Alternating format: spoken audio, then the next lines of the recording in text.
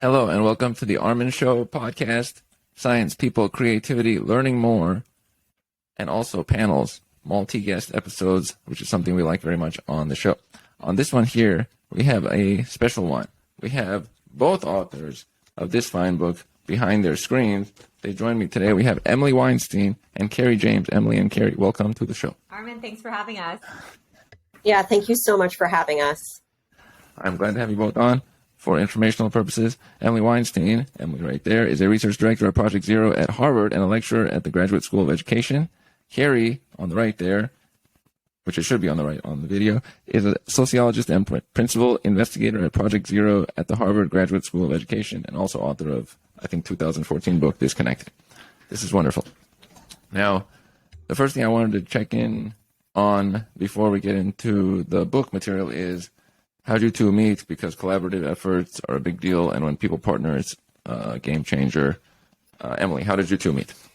Carrie and I met at Harvard at Project Zero a little over a decade ago, and we started working together on a couple of different projects. And it's just, I think we both feel like it's just been the absolute greatest to get to do this work together. We say that sometimes, we say often that when you have a good partner in something, it's like the joys are doubled and the worries or the anxieties and stresses are at least cut in half, if not smaller. And I think we've just found that on every project. I'm a psychologist by training. Carrie's a sociologist. So we have this interesting ability to sort of balance micro and macro when we work together. And we just love writing together and thinking together. And so it's been one project after another, and we just actually signed a contract for our next book together. So at least one more to go. Carrie, what didn't I say that I should have? Oh, I think you covered most of the bases. I'll just add oomph to what she said about the joys being doubled and the burdens halved. It's great to work together, and highlighting that Emily and I we have different disciplinary backgrounds, with her deeper training in psychology and mine in sociology. And so that's been magical. And we just have a wonderful working relationship and co-authorship relationship. That's cool. Now, also, can one of you tell us about Project Zero and why it exists? Sure, absolutely. So I can share a little bit about Project Zero. So it's a long-standing research center at the Harvard Graduate School of Education. It was founded in 1967 by a philosopher named Nelson Goodman, and then two pretty well-known figures, Howard Gardner, who's well-known for multiple intelligences, and David Perkins took the helm. They were there from the very beginning when they were grad students. It was founded.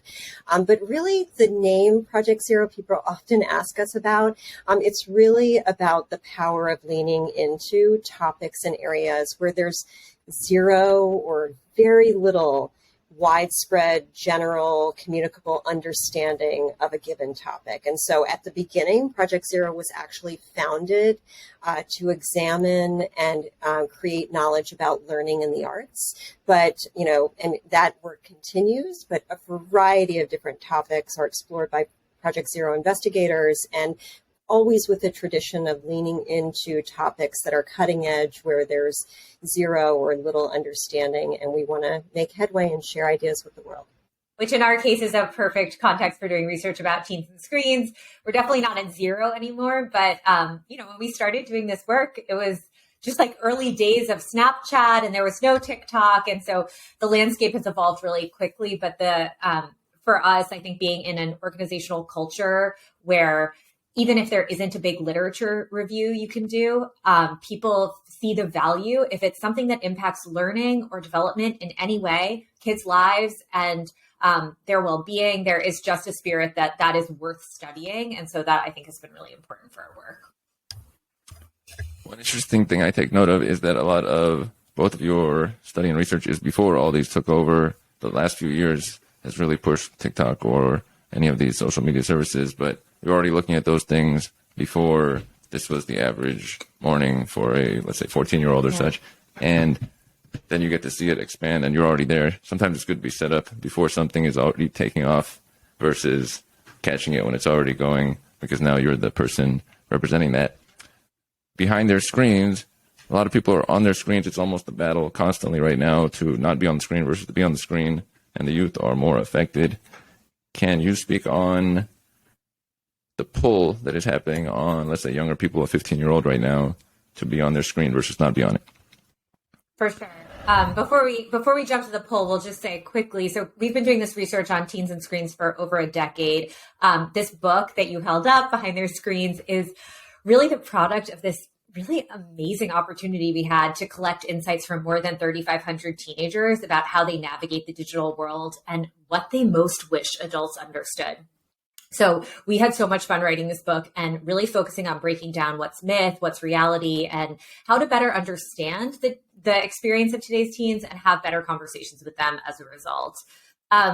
When it comes to the pull of the screen, adults might assume that teens want to be on their screens all the time or don't care about balance. But teens told us really clearly that they do not want to feel dysregulated or like they can't control their habits. They say things like, the app TikTok runs my life, or I just can't seem to get off of social media. Carrie, do you want to talk a little bit about the design features and how they intersect with development? Absolutely, yeah. So, I mean, a key factor in all of this, in the pull to the screen, is the design features. I mean, so there's a reason why social media companies create features like infinite scrolls, so we never reach the end of our newsfeed, and notifications that actually activate a neural response and a curious impulse to look and see, like, who's reaching out to me, what are they saying? And so, really, we're all vulnerable to these designs, but actually adolescents are even more so. And we often say that social technologies play and even prey on adolescents' developmental sensitivities. Developmentally, adolescents want to express themselves. They want to connect with peers. They're primed to seek feedback and validation from peers. So the pulls are strong for all of us. We actually say in our book, hard for everyone, but they're even harder for teens. That pull is really strong, and recognizing where development and design features collide is really essential. Mm-hmm. One thing I took note of heavily in the book and from what you guys just said is that you take into account the voice of teens and include them in your research, which is not something that is as common. Usually this is what we figured out for you, but now you have done that thing where it's with you and it's for you as well. Where does that impetus come from? And is it a good way to bridge the gap between the younger people and those who didn't grow up with these and may have developed completely without having this dopamine attack for years? Yeah. Well, Carrie and I are both trained in qualitative methods. We use other methods also in our work, but we both love qualitative research. And this book is kind of cool because the data are qualitative, but there were so many participants that we also started to be able to really capture some of the key overlaps and sources of variation across teens. What was really unique about this particular project for us is that we had teens working side by side with us every step of the way. We did a big initial survey of teens, and then we actually had a teen advisory board, and we had teens co-interpreting the data with us every step of the way, helping us figure out how to make sense of the stories we were hearing and the trends we were seeing, and really flagging for us what was most important for adults to understand and what was going on in these stories we were hearing. So we have this list in the book, for example, of 9 reasons why teens sext, even when they know the risks. And that was a list that we started compiling based on existing literature and the stories we were hearing from teens. And then we just vetted again and again with teens to make sure that the list was, crossing off things that weren't worded quite right and adding things that they felt like we missed. Just one example, but I think at every step of the way, they just leveled up our thinking, and having teens really like at the table with us and as our partners completely transformed the way we thought about our data and the stories that we ultimately wanted to tell. One thing that comes to mind, you had brought up in the book that even if a teen is on their phone, and let's say a parent is on their phone, it's important for the teen that the parent is not on their phone, because it's like a representation of attention and caring versus them. It's more like out of their hands. Can you speak on that dynamic between a teen and their parent, both using social media or whatever, but how it's different for each of them? Yeah, absolutely. I mean, oftentimes adults make the assumption that teens want to be on their screens 24/7. And actually, when we really listen closely and carefully to teens, we really tuned into the fact that that's not always the case. Teens really struggle with their digital habits. They say things like, the app TikTok runs my life, or I wish I could get off social media, but I feel glued to it all the time. So that's one really important insight, and sort of like the busting of a myth that teens just want to be on their phones all the time. And it actually connects to a thing that you're getting at in your question is they notice that adults will tell them, can't you just get off their phone, and then turn right back to their own devices to check their email. And so we really came to understand better that teens are worried themselves, that they experience those pain points around the pull to the screen, but they also pay close attention to what adults are doing. And when their modeling is cutting against the messages that they're sharing, they take note. And so we really, when Emily and I are talking about key takeaways for adults from the book, and we name many of them in the book, one of the ones we often talk about is modeling over magic, that there's no magic wand that can wave away the impact of all of the behaviors we model day in and day out. And so it's really important for adults to be very alert to their own habits and the messages they're conveying when they turn back to their phones after telling their teens to get off theirs. There's a growing literature around this topic of what's called technoference, which is this idea of technology disrupting the quality of our connections with each other. And technoference can be relevant to our relationships with our peers, to our relationships with our colleagues, and for sure to our relationships with our kids. And increasingly, we're seeing evidence that this really does take a toll on kids, on the quality of their feelings of connection with their parents, their feelings of, their warmth, that their parents' interest and focus on them. And one of the things that was just such a clear punchline for us was that teens really want our focused attention, even when they're struggling to give it to us in return.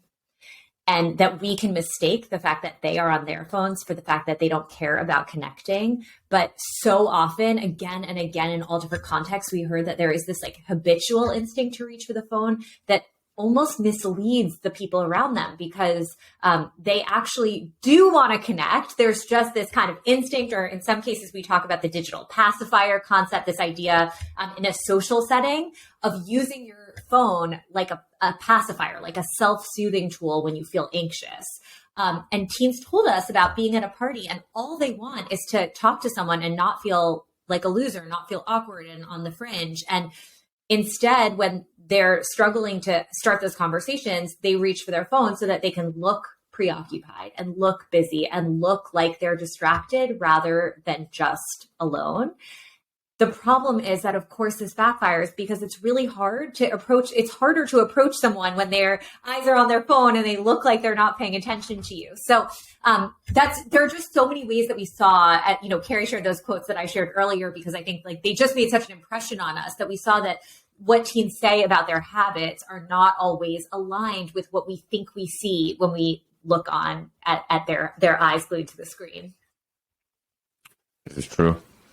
One thing that comes to mind here is, did you notice, or have you noticed a percentage, let's say 70-30 or something, where this percentage of teens is being commanded by the force of the screen and the apps versus a group that is able to outweigh that and have control of their day? And what makes this group able to do that? How would you separate those two? We've been really interested in those differences. Why the reality is, a thesis of our book is like teens are not monolithic. They're having such varied experiences with their devices and with their phones. And we think that those differences are really important. And over the last year, we've actually been working with on a new project, trying to understand the strategies that teens who are really savvy and actually feeling very regulated around their phones, like what are they doing around their devices and around their habits that's actually leading to that. We're pretty careful about not saying it's this percent or that percent just because we don't feel like the data are appropriate for making those kinds of prevalence statements. But absolutely, it's the case that we see important sources of variation. And it does seem like for many teens, it gets easier as they get older. They have more practice. And frankly, like that makes sense. Their self-regulation capacities are more developed. And I think, frankly, like some of the social pressures are especially intense in the late middle school, early high school years. But that's not to say that it's like everyone's got this figured out by the time they go to college at all. And in some ways, it seems like the transition into college like activates another spike in sensitivity around a lot of this. Carrie? Well, there's another part of this. There's a relevant metaphor in the science, in various sciences, that has been used to capture a really important idea in this work, which is the idea of differential susceptibility. So that's the idea that we are all differently susceptible to the various pulls and risks of social media. And the helpful metaphor for talking about and thinking about teens, when we talk to parents about teens in your life, is orchids and dandelions. And so the metaphor is that dandelions are relatively hardy flowers, and they can weather an array of conditions. So if you think about what a dandelion, what that might mean for a dandelion teen on social media, is they might see a variety of things that look like highlight reels that can lead them into toxic social comparison, but it just sort of rolls off their back. They have a core sense of self-confidence in who they are, or they're just not bothered by these external stimuli. Orchids, by contrast, are much more sensitive to a variety of different conditions. And I'm a parent of two children, and I know that kids are different from one another. One of my kids is more dandelion-like, and the other is more orchid-like. And it's really relevant to how we think about the risks of social media. That's why we often talk about, people will often ask us, like, what's an appropriate screen time limit for teens? Well, teens are really different. And the idea of just, coming up with a blanket amount of time that a teen can spend on a screen really doesn't capture differences both in what teens are doing on their screens and how they're feeling as a result of it. So we really take on board this idea of differential susceptibility and really want to be alert to the differences across teens, and always asking the question, like we think of social media as an amplifier. So what is it amplifying for an individual kid?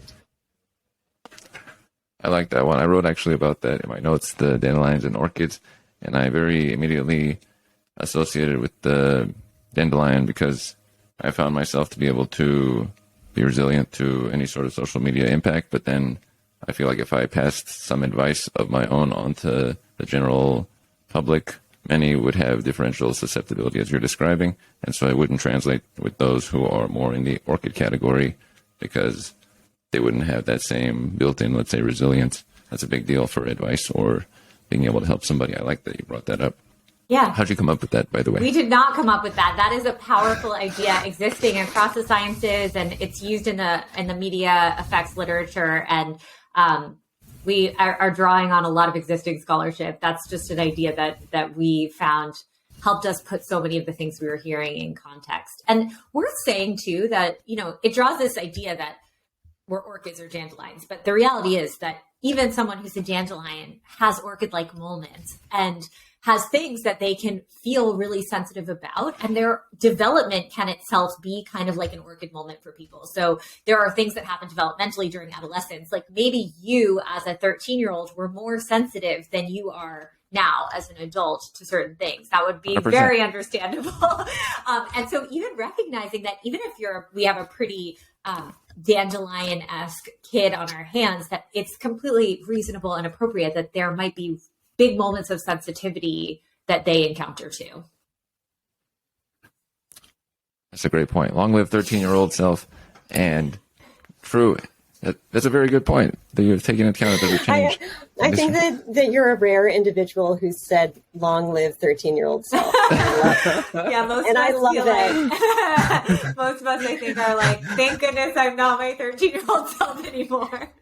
But I love it. I love that you feel that way. Right. Yeah. Entertaining side note for listeners. When I was around that time period, I would go out with people with one of my friends and say, who's more weird? And we'd try to see, try to outcompete one another, but also sensitivity in some form at that time, which now is not the case. That's a great point. You wouldn't know that because you look at someone later. One point to add on to that, should advice for dandelions come from dandelions and advice for orchids come from orchids? Is that the best way to go? Thoughts on that? What an interesting question. I think that one of the things we heard so clearly from teens as we were doing this work was that just talking to each other, to their peers, made such a big difference. And hearing from people who had similar experiences and people who had different experiences was actually powerful for teens in different ways. So I told you we had this teen advisory council that worked with us, and we asked them, we worked together over several months, and they were really close to the data. And so they were engaging with a lot of other teen stories and sharing stories with each other. And we asked them at the end of the advisory council about what they were taking away from the experience. We used this prompt that we often use at Project Zero called I used to think, now I think. So the idea is, what is something that you thought before you had this experience or this learning? And what is something you think now? And sometimes we use it to talk about a change, but you could also do I used to think, now I really think, if you have a stronger feeling about something. And Carrie and I love that exercise. And we asked the teens, like, what was your used to think, now I think? And such an important theme across their responses was like, I used to think I was alone in my struggles around social media. And now I see that there are so many people who have the same experiences and struggles and feelings. And we're just not always talking about it because people aren't talking about it.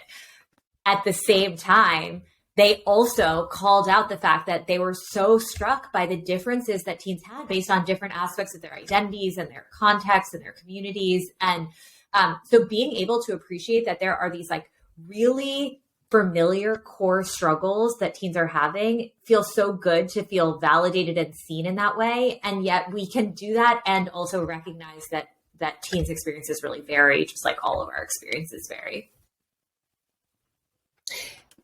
We've continued in our work to lean into this idea that often the most helpful help for teens comes from other teens, not from adults. And so one of the through lines of our work around teen well-being is leaning into that principle. And we're now building a set of resources and strategies for digital well-being, because we know the power of created by teens for teens advice, wisdom, and resources. And so we're excited to continue this trajectory of our work.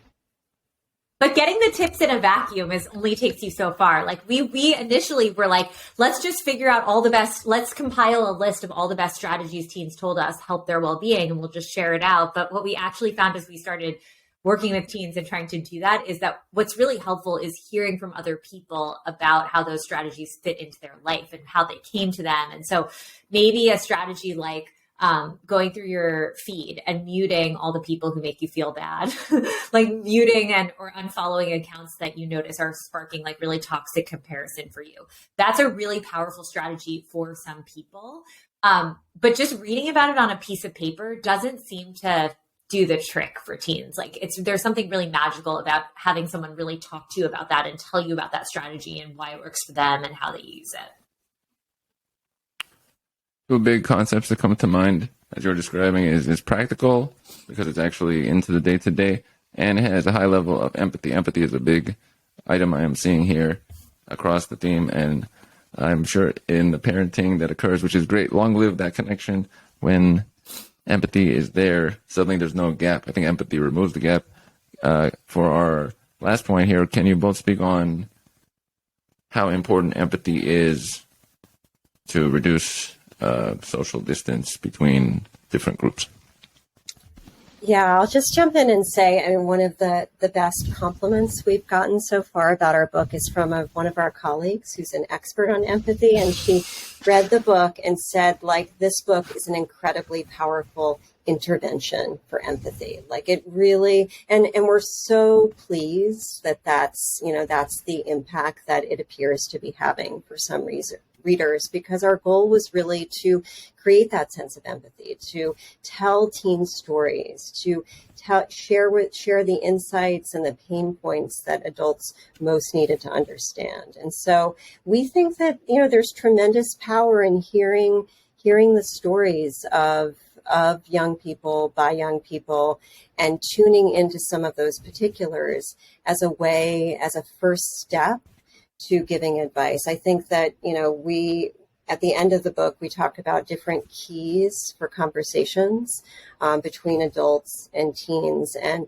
one of them is asking over assuming. And that's really just trying to suspend that knee-jerk that often adults have to assume that we know or understand what's going on, assume that we know what's happening when a teen feels glued to their screen. Really bracket that and ask what's going on, lean into curiosity. But then once we hear the details in the story, lean into empathy, over rolling our eyes, trying to bracket that temptation to roll our eyes and try to remember that we were once adolescents once. We were once really mired in those social dynamics and interactions where peer feedback was really important. And we really needed to understand how our friends and we needed to be connected to them and really understand what they thought of who we were and what we were doing. So that's a big thrust of what we've tried to advise parents and adults around. So much of, when it comes to teens and technology, so much of what kids are navigating feels new and different. And often we hear from adults that even though they may have the best intentions around connecting, that they can get tripped up by the fact that they're like, what is a TikTok? What is that? Like, what does it mean to have a Snapchat streak? And why does it mean that my kid can't just put down their phone for a week and go on vacation? And we found that so often it feels the newness of this can feel like a barrier to connecting and to understanding. And it almost like deactivates our empathetic reaction. And one of the things that we saw so clearly is that so much of what teens' experiences are is actually rooted in feelings that are completely familiar and that you can absolutely connect to from your own adolescence. So we talk about this idea that like, yeah, maybe you never had to deal with like watching your follower count or your, the ratio of your likes to like how many likes you got in the first minute after you posted and stressing about what that might mean. Like you might not have had that experience, but probably you can remember the dynamics of your middle school lunchroom. Probably you can remember what it felt like when you had your first heartbreak or when you found out you got left out of a social event that you really wanted to be included in. And those feelings, when we can tap them, when we can recognize that even though there are new forms, the feelings underlying them are similar, it shifts the entire way we respond to teens, because instead of saying snap streaks seem so dumb or why do you care about Venmo, what you're seeing on Venmo, we say things instead like, oh my gosh, like I remember how hard it felt to feel left out, or I remember like waiting by my phone for that phone call. And so I know that feeling. And then we can just access a whole different tone and tenor to our conversations. This is a great point. Then instead of the gap of like, oh, that's a different thing, so it's unrelatable. Yeah, but underneath it was the feeling, which has continued for decades in a way. You just remember that, and then there's no longer a gap. Finding ways that the gap, because we're still human at the end. Finding differences is easy in the things that happen, but the feeling behind it is similar. On this one here, I would like to thank both of you for having joined on the episode, describing a bit from your wonderful look behind their screens and giving us a sense of the connection that teens can have to one another and reducing the gap with the older generation. Thank you so much for having us. Thank you so much for having us. Wonderful. And we are out.